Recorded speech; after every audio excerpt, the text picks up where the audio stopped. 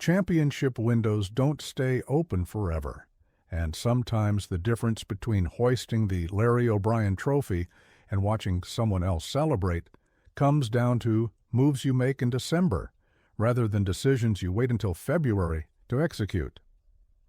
Welcome back to Lakers News Fan Report, your premier source for the most updated news and all the rumors surrounding our beloved Los Angeles Lakers. I'm bringing you exclusive insights today about a potential roster shakeup that could fundamentally transform this team's championship trajectory, and I'm talking about moves that address the very issues keeping us from being legitimate title favorites right now. What I'm about to break down involves two players who could solve our biggest weaknesses, a crosstown trade scenario that would shake up the entire city of Los Angeles, and roster decisions that could define whether this season ends in glory or disappointment. Stay locked in, because by the end of this video, you'll understand exactly what needs to happen for us to maximize this championship window while we still have LeBron James and Anthony Davis in their prime. Let's dive deep into this. Look, I need to be completely honest with you about where we are right now as a team.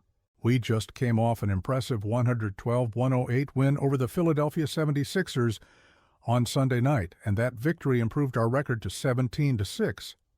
That's a phenomenal start to the season by any measure, and it shows that this team has real potential to compete at the highest level. We managed to prevent a losing streak by securing that crucial road win, which speaks to the mental toughness and resilience this group has developed. Currently sitting second in the Western Conference standings, the Purple and Gold appear to be one of the most competitive teams in the league, and there's genuine reason for optimism about what we can accomplish this season. But here's where I need you to really pay attention, because this is where the conversation gets serious. Being competitive and being championship ready are two completely different things. Yes, we're winning games. Yes, we're one of the most efficient shooting teams from the field at 50.7%. which is absolutely elite and explains a lot about why we've been so successful early on. Our offensive rating is impressive. Our ability to score in multiple ways is undeniable. And when LeBron and AD are clicking together, we look like we can beat anyone in the league on any given night. However, and this is a massive however that we cannot afford to ignore, despite our impressive offensive rating, we remain a relatively underwhelming defensive unit. That's not me being negative or trying to rain on the parade. That's just the reality of where we are right now, and championship teams are built on defense. You can have all the offensive firepower in the world, but if you can't get stops when it matters most in the playoffs, if you can't lock down elite scorers in crucial possessions, you're not winning a championship. Period. Our defensive shortcomings can be attributed to several reasons, and the first one is pretty straightforward. We have a relative lack of solid defenders in our rotation. In Marcus Smart's absence, these issues have become even more apparent. Smart was supposed to be that defensive anchor, that guy who could take on the toughest perimeter assignments and set the tone with his intensity and physicality. Without him available consistently, we're posting a defensive rating of 116.2, which ranks us 20th in the NBA. Let me repeat that because it needs to sink in. 20th in the NBA. That's not championship defense. That's not even close to championship defense, given our title aspirations, and make no mistake, anything less than competing for a championship this season would be a disappointment, given the talent we have. Having a reliable defensive rotation in place is tantamount to success. This isn't optional. This isn't something we can figure out later. This is urgent, and it requires action now while we still have time to integrate new pieces before the playoffs begin. With this in mind, I want to explore a trade idea that's been circulating, one that involves our crosstown rivals and could potentially help us make the necessary roster upgrades to transform from a good team into a great one. And here's where things get really interesting, where we start talking about specific names and specific moves that could change everything. Before I reveal exactly who we're targeting and what this trade would look like, I need you to understand the context of why this particular deal makes so much sense for where we are as an organization. We're not just looking to add bodies. We're not just trying to shuffle the deck chairs. We're looking to add specific skill sets that directly address our most glaring weaknesses while also improving our roster depth, which has been another major concern. The recent loss to the Boston Celtics, a 126-105 defeat, was eye-opening for all the wrong reasons. Now, I know what some of you are thinking. We were without our superstars, so of course we got blown out. But that's exactly the point. That's exactly why this loss should raise alarm bells throughout the organization. It's specifically because of how we performed under those circumstances that we should be worried. Championship teams have depth. Championship teams can weather injuries and rest days without completely falling apart. Championship teams have bench units that can hold their own and keep games competitive, even when the stars are sitting. Our bench currently averages approximately 24.8 points per game, which is frankly unacceptable for a team with championship aspirations.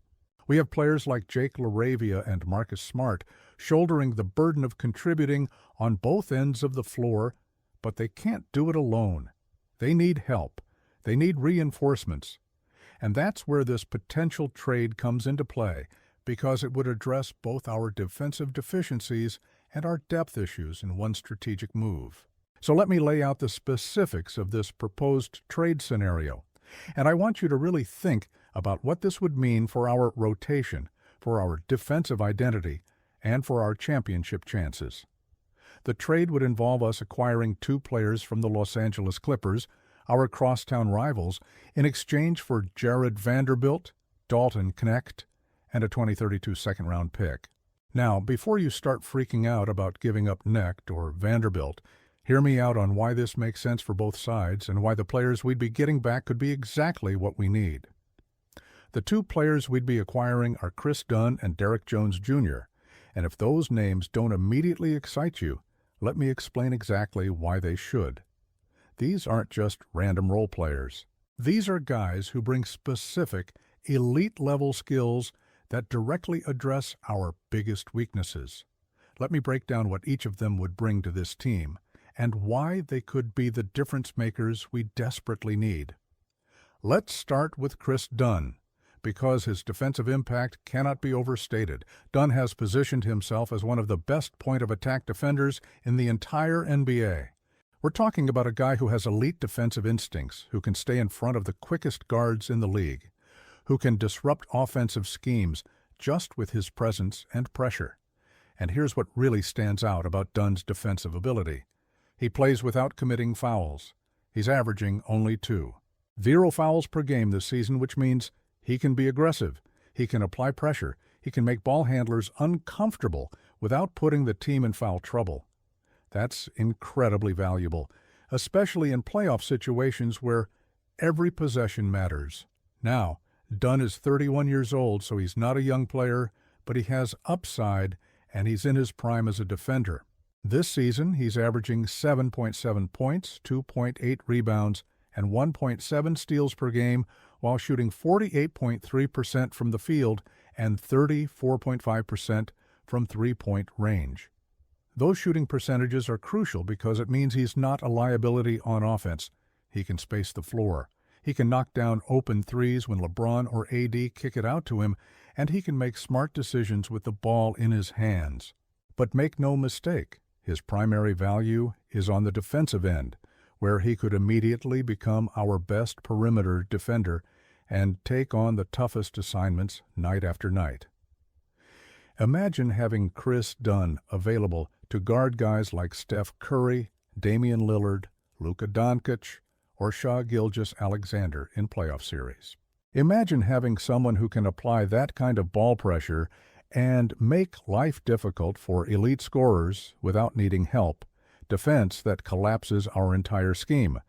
That's the kind of defensive presence that can swing playoff series. That can be the difference between advancing to the next round or going home early. But we're not just adding Dunn in this scenario. We're also bringing in Derek Jones Jr. And this is where the trade becomes even more intriguing, because Jones brings a completely different skill set that's equally valuable. As a seasoned veteran, Jones brings tremendous value on multiple fronts. His elite athletic ability makes him a legitimate lob threat, which adds another dimension to our offense and gives LeBron and AD another weapon to work with in pick-and-roll situations. His reliable perimeter shooting means he can space the floor and keep defenses honest. And his defensive presence, particularly his ability to guard multiple positions and protect the rim as a wing, is exactly what we need. This season, Jones is averaging 10.5 points, 2.4 rebounds, 0.8 steals, and 1.2 blocks per game, while shooting an impressive 53.3% from the field and 34.8% from three-point range. Read those numbers again: 53.3% from the field and 34.8% from three. That's elite efficiency, and it's exactly the kind of production we need from our role players. Jones is the quintessential role player who understands his role, executes it at a high level, and makes winning plays without needing plays called for him. Given how dire our need for bench production is, bringing over a player like Jones could truly help transform our second unit. He could be the guy who comes in and provides instant energy, who can defend at a high level while also contributing offensively, who can play alongside our stars or anchor the second unit when they rest.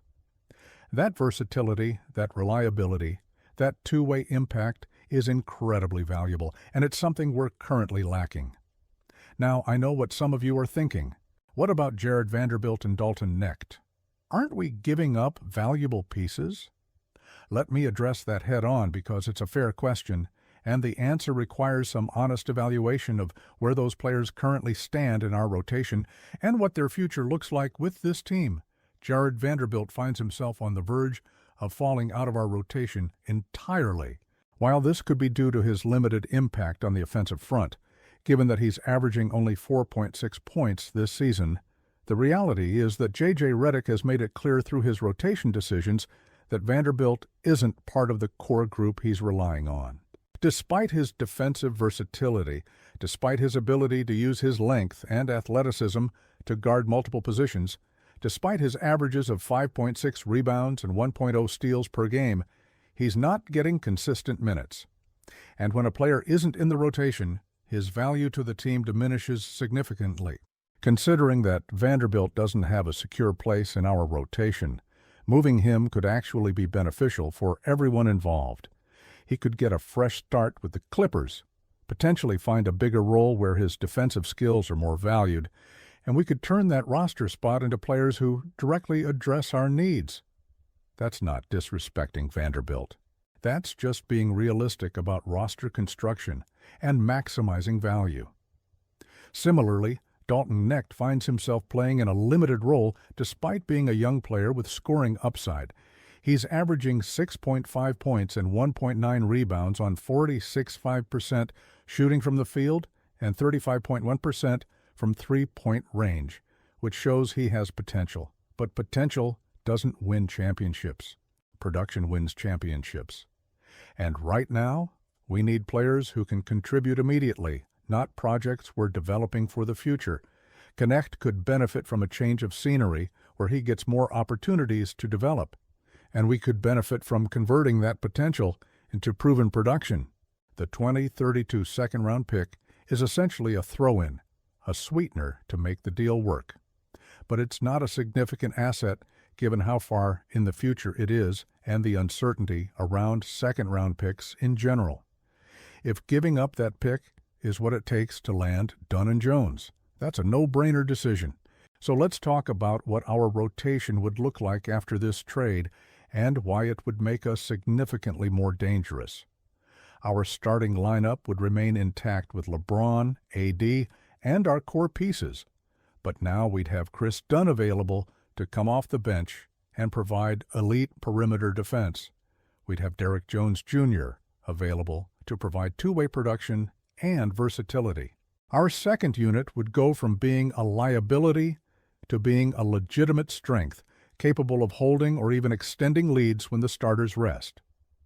Defensively, we'd have multiple options for guarding elite perimeter scorers, We'd have the ability to switch more effectively without creating mismatches.